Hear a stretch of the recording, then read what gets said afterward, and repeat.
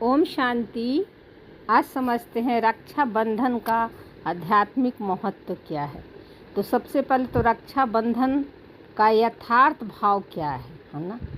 तो रक्षाबंधन यानी अपने आप को सारे बंधनों से मुक्त करके अपने को एक स्वतंत्र आत्मा के रूप में देखना कि मैं कौन हूँ, मैं सोल हूँ, रोल नहीं हूँ, है ना। और मैं सारे बंधनों से मुक्त हूँ।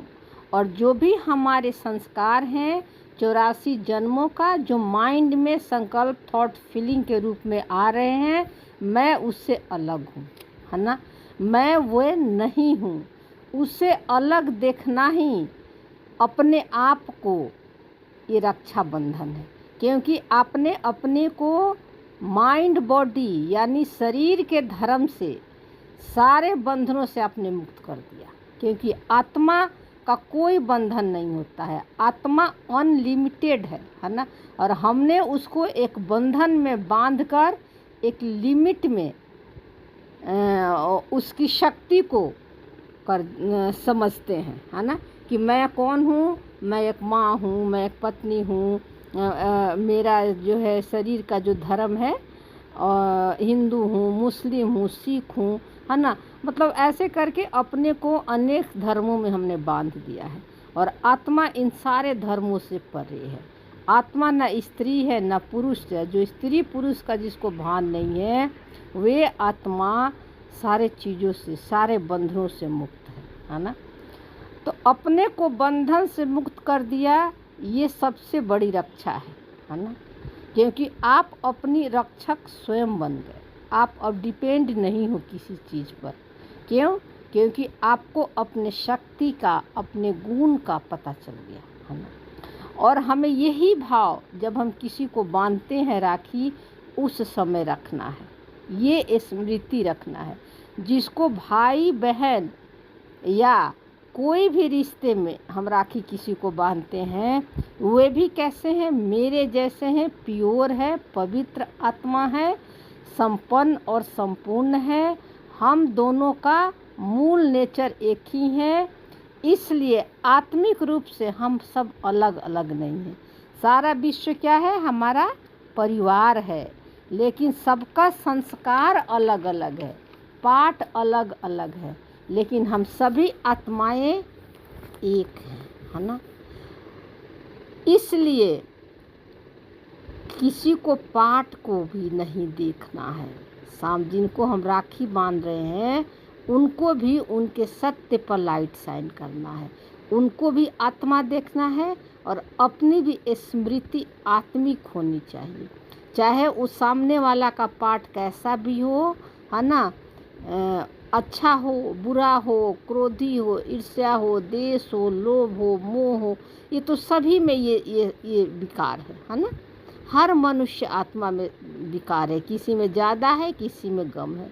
लेकिन हम इस विकारों से प्रभावित होकर अगर हम किसी को राखी बांधते हैं कि राखी बंधने से उनका ये विकार छूट जाएगा, तो हम खुद ही उनको अपवित्र देखते हैं, है ना।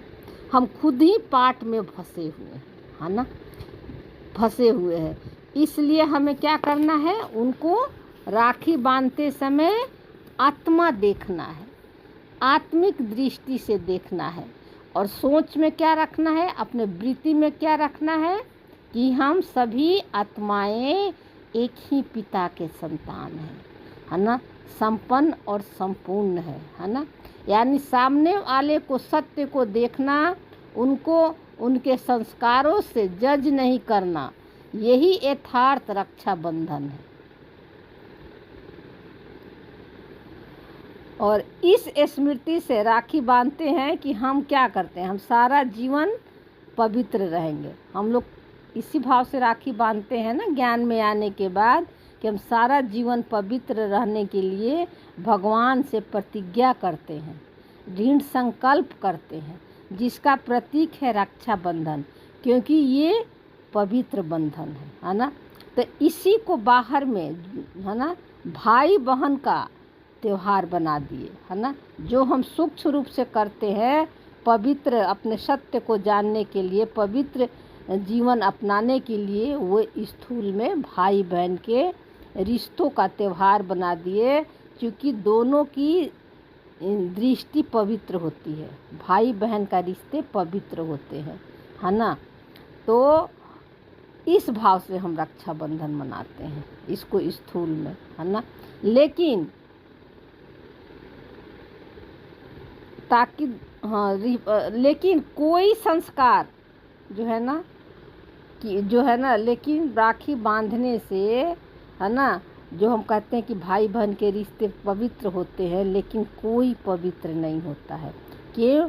क्योंकि सब बॉडी कॉन्शियस में फंसे हुए हैं, मन के बस में हैं, और जो मन के बस में है वो कोई भी रिश्ते पवित्र नहीं कह सकते उसको, है ना। क्यों? क्योंकि क्रोध, ईर्ष्या, देश, लोभ, मोह, अहंकार, ये सब क्या है? ये सब अपवित्रता ही है जिसको कि मैं लगा दिए हैं, है ना। ये सब पाठ में है, स्क्रिप्ट में है, आत्मा इससे अलग है, लेकिन हम क्या समझते हैं? ये मैं हूँ, ये मेरी है ना। तो रक्षाबंधन पवित्रता का डोर है जहाँ आत्मा परमात्मा दोनों कंबाइंड हो जाते हैं, यानी दोनों एक दूसरे को से कभी अलग नहीं हुए, इसकी स्मृति का याद दिलाते हैं। धागा यानी राखी में क्या दिखाते हैं? धागा, यानी हम सब रक्षाबंधन एक धागे के रूप में बांधते हैं। तो धागा यानी परमात्मा के साथ कंबाइंड स्वरूप की स्मृति है कि हम सभी आत्माएं उसके बच्चे हैं और उससे कभी अलग हुए नहीं, है ना। तो इसीलिए हम धागे के रूप में राखी बांधते हैं। दूसरा क्या करते हैं? मुख यानी उसके बाद हम तिलक लगाते हैं। तिलक लगाना मतलब उनको आत्मा देखना, है ना, आत्मिक दृष्टि उनके प्रति रखना और स्वयं को भी आत्मा देखना। फिर क्या करते हैं? आरती उतारते हैं। आरती उतारने का मतलब क्या होता है कि उनको भी आत्मा परमात्मा और ड्रामा का, है ना, ज्ञान देते हैं। इस ज्ञान देना आरती का मतलब ये होता है ना, उनको भी ये नॉलेज देना ड्रामा का कि आप एक पवित्र आत्मा हो और जो भी आपके माइंड में सब कुछ आ रहे हैं आप उससे अलग हो। रियल आरती का मतलब ये होता है कि उनको ज्ञान सुनाना। ज्ञान से ही वे अपनी बुराइयां को, अपनी कमी कमजोरी को से वो निकल पाएंगे। सिर्फ राखी बांधने से और सिर्फ एक समझ से, है ना। और हमें भी बोलते हैं ना कि राखी बांधते हैं कि आप अपने कोई भी कमी कमजोरी दे दो, क्रोध दे दो, ईर्ष्या दे दो। वो क्या दे सकते हैं? आपको नहीं दे सकते हैं, वो नहीं छूट सकते हैं। इससे छूटने के लिए हम उनको ड्रामा का राज बताना पड़ेगा, है ना, ड्रामा का नॉलेज देना पड़ेगा, है ना। तो आरती का मतलब ये होता है कि उनको ज्ञान से उनको भी अपने इस कमी कमजोरी का जो संस्कार है जिसको मैं और मेरा लगा रहे उससे वो मुक्त हो जाए, है ना। फिर क्या करते हैं? मिठाई खिलाते हैं, यानी मुख मीठा करते हैं।